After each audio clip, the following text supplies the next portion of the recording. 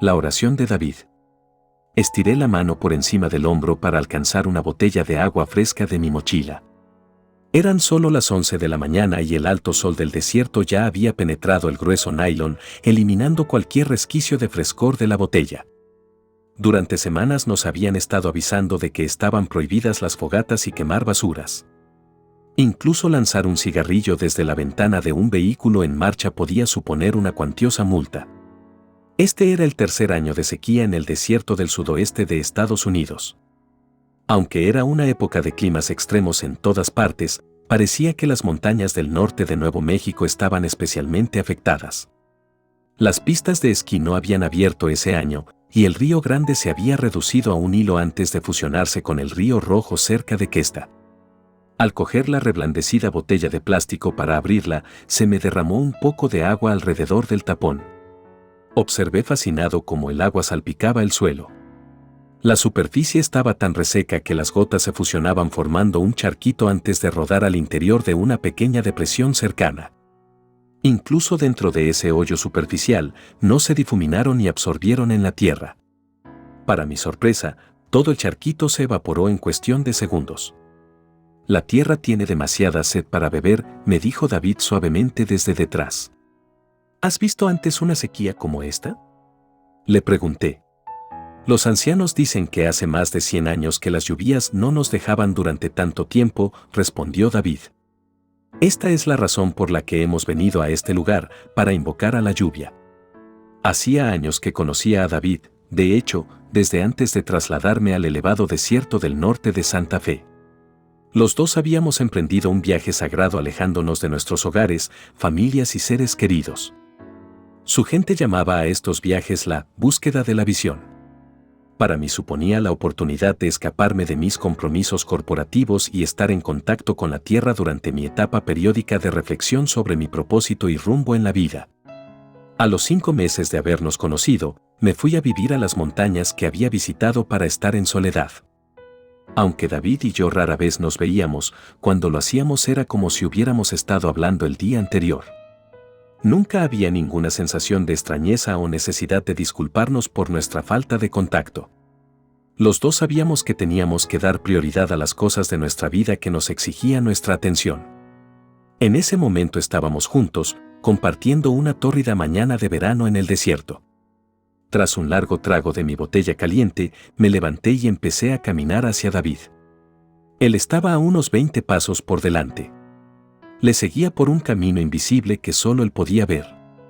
Nuestra marcha se hacía más rápida a medida que nos abríamos paso por densos matorrales de salvia y chamico que llegaban a la altura de las rodillas. Miré el suelo que tenía delante.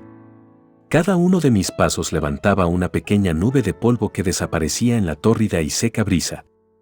Detrás no quedaba ni rastro del camino que estábamos creando. David sabía exactamente a dónde íbamos. Era un lugar conocido por su familia y antepasados durante muchas generaciones.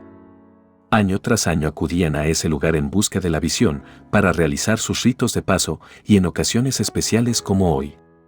Allí, dijo David. Miré hacia donde estaba apuntando. Tenía el mismo aspecto que los otros miles de hectáreas de salvia, junípero y pino que nos rodeaban en el valle. ¿Dónde? Pregunté. Allí, donde cambia la tierra, respondió David. Miré detenidamente, estudiando el paisaje. Revisé la parte superior de la vegetación, mis ojos buscaban irregularidades en el espacio y en el color. De pronto saltó a la vista, como una imagen oculta en uno de esos gráficos tridimensionales que disfrazan una imagen entre los puntos. Miré más de cerca y vi que las puntas de los arbustos de salvia tenían una distribución diferente. Al dirigirnos hacia la aparente anomalía, pude ver algo en el suelo, algo grande e inesperado. Me detuve para colocarme a la sombra que creaba mi propio cuerpo, y entonces pude ver una serie de piedras, hermosas y de todo tipo, organizadas para formar perfectas líneas y círculos geométricos. Cada piedra estaba exactamente situada, revelando la precisión con la que las antiguas manos las habían colocado cientos de años antes. ¿Qué es este lugar?, le pregunté a David. ¿Por qué está aquí, en medio de la nada?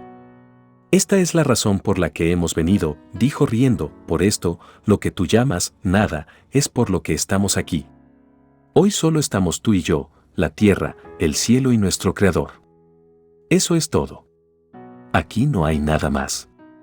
Hoy nos pondremos en contacto con las fuerzas invisibles de este mundo, hablaremos con la Madre Tierra, con el Padre Cielo y con los mensajeros que están entre medio. Hoy rezaremos lluvia, dijo David. Siempre me sorprende la rapidez con la que los viejos recuerdos pueden inundar el presente. Al igual que me sorprende lo pronto que se desvanecen. Al momento, mi mente buscó las imágenes de lo que esperaba que iba a suceder a continuación. Recordé las escenas de oración que me eran familiares. Recordaba haber ido a los pueblos vecinos y ver a los nativos ataviados con prendas de su tierra. Recuerdo haberlos estudiado mientras se movían rítmicamente al son de los mazos de madera con los que percutían los tambores de cuero de alce tensados sobre marcos de pino. Sin embargo, ningún recuerdo de mi mente podía prepararme para lo que iba a presenciar. El círculo de piedra es una rueda de medicina, me explicó David. Que nosotros recordemos, siempre ha estado aquí. La rueda no tiene poder en sí misma. Sirve como objeto de concentración para invocar la oración. Puedes verlo como un mapa de carreteras. Yo debía de haber puesto cara de perplejidad. Por lo que David se adelantó a mi pregunta y la respondió antes de que hubiera acabado de formularla en mi mente. Un mapa entre los seres humanos y las fuerzas de este mundo, dijo respondiendo a la pregunta que todavía no había formulado. El mapa fue creado aquí, porque en este lugar las pieles de ambos mundos son muy finas. Cuando yo era un niño me enseñaron el lenguaje de este mapa. Hoy recorreré un antiguo camino que conduce a otros mundos. Desde esos mundos, hablaré con las fuerzas de esta tierra, para hacer lo que hemos venido a hacer. Invitar a la lluvia. Observé cómo David se sacaba los zapatos. Hasta la forma en que se desataba los lazos de sus viejas botas de trabajo era una oración, metódica, intencionada y sagrada. Con sus pies descalzos sobre la tierra, se dio la vuelta y se apartó de mí en dirección al círculo. Sin emitir sonido alguno recorría su camino alrededor de la rueda, con sumo cuidado para respetar la colocación de cada una de las piedras. Con veneración hacia sus antepasados, colocó sus desnudos pies sobre la tierra agrietada. En cada paso, los dedos de sus pies se acercaban a menos de 1 centímetro de las piedras exteriores. Ni una sola vez las tocó. Cada piedra se quedó justo en el mismo sitio donde otras manos, de una generación hace mucho tiempo desaparecida, las habían colocado. Mientras circundaba el contorno más lejano del círculo, David se giró, permitiéndome ver su rostro. Para mi sorpresa, sus ojos estaban cerrados. Habían estado así todo el tiempo. Estaba venerando una a una la posición de cada piedra blanca y redonda sintiéndolas mediante la posición de sus pies. David regresó al lugar más cercano a mí y colocó sus manos en posición de oración delante de su cara. Su respiración era casi imperceptible. Parecía no enterarse del calor del sol del mediodía. Tras unos breves segundos en esta posición, respiró profundamente, relajó la postura y se giró hacia mí.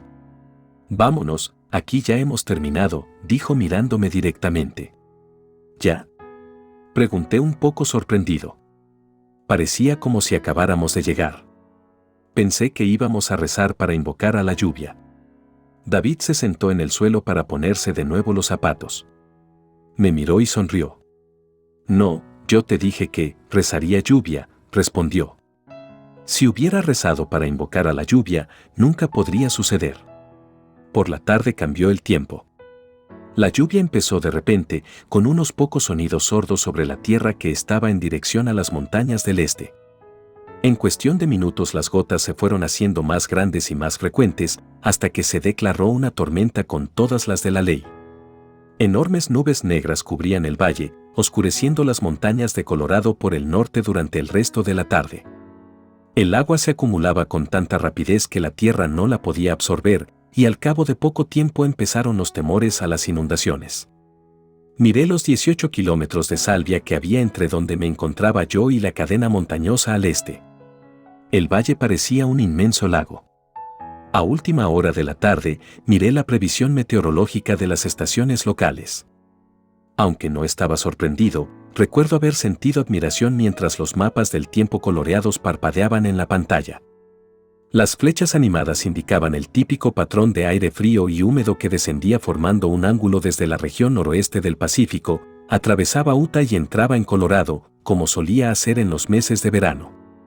Luego, inexplicablemente, la corriente cambió su curso e hizo algo excepcional. Observaba, sorprendido, cómo la masa de aire se adentraba con precisión en el sur de Colorado y norte de Nuevo México antes de formar un cerrado bucle para cambiar de dirección y regresar al norte, reanudando su camino a través de la región central. Con ese descenso se convertía en un frente de baja presión y aire frío que se mezclaría con el aire caliente y húmedo que ascendía del Golfo de México, la receta perfecta para la lluvia. Por las previsiones del tiempo, parecía que iba a llover y bastante. Llamé a David a la mañana siguiente. ¡Qué desastre!, exclamé. Las carreteras han desaparecido. Las casas y los campos están inundados. ¿Qué ha sucedido? ¿Cómo explicas toda esta lluvia? La voz al otro lado de la línea permaneció en silencio durante unos segundos. Ese es el problema, dijo David. Esta es la parte de la oración que todavía no he comprendido. A la mañana siguiente, la tierra ya estaba lo bastante húmeda para aceptar más agua. Me monté en el coche y atravesé varios pueblos en dirección a la ciudad más cercana. La gente estaba extasiada contemplando la lluvia. Los niños jugaban en el barro. Los granjeros estaban en las ferreterías y tiendas de ultramarinos, ocupándose de sus negocios de ganadería y agricultura. Las cosechas habían sufrido un daño mínimo. El ganado tenía agua en sus estanques y parecía como si el norte de Nuevo México hubiera superado la tristeza de la sequía, al menos en lo que quedaba de verano. Gratitud, respirar la vida en nuestras oraciones. La historia de David ilustra perfectamente el funcionamiento interno de un modo de oración olvidado por nuestra cultura hace casi 2000 años. Tras su breve ceremonia dentro del círculo de la medicina, David me había mirado y dicho simplemente: «Vámonos, aquí ya hemos terminado nuestro trabajo». El resto del tiempo que estuve con David ese día, ahora tiene mucho más sentido e importancia.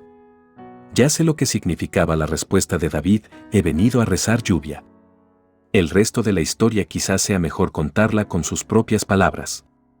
Cuando era joven, dijo, nuestros mayores me transmitieron el secreto de la oración. El secreto es que cuando pedimos algo, estamos reconociendo que no lo tenemos. Seguir pidiendo solo aumenta el poder de lo que nunca sucederá. El camino entre el ser humano y las fuerzas de este mundo empiezan en nuestro corazón. Es allí donde nuestro mundo de los sentimientos se une con el de nuestros pensamientos. En mi oración, empecé con un sentimiento de gratitud por todo lo que existe y por todo lo que ha sucedido. Di gracias al viento del desierto, al calor y a la sequía, pues hasta ahora así es como ha sido. No es bueno. No es malo. Ha sido nuestra medicina. Luego he escogido otra medicina. Empecé a sentir lluvia. Sentí la lluvia cayendo sobre mi cuerpo. De pie en el círculo de piedra, imaginé que estaba en la plaza de nuestro pueblo, descalzo bajo la lluvia.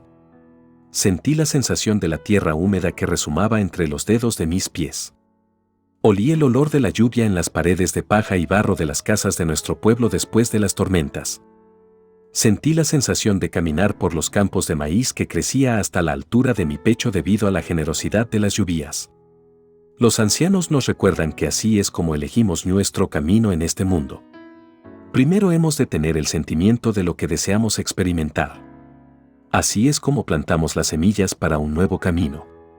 De ahí en adelante, prosiguió David, nuestra oración se convierte en una acción de gracias. ¿Gracias? ¿Quieres decir gracias por lo que hemos creado? No, no por lo que hemos creado, respondió David, la creación ya está completa. Nuestra oración se convierte en una oración de gracias por la oportunidad de elegir qué creación vamos a experimentar. Mediante nuestro agradecimiento, veneramos todas las posibilidades y atraemos a nuestro mundo aquellas que deseamos. De este modo, con las palabras de su pueblo, David había compartido conmigo el secreto de entrar en comunión con las fuerzas de nuestro mundo y nuestros cuerpos. Aunque había escuchado y comprendido lo que me había dicho, sus palabras todavía son más significativas para mí hoy en día.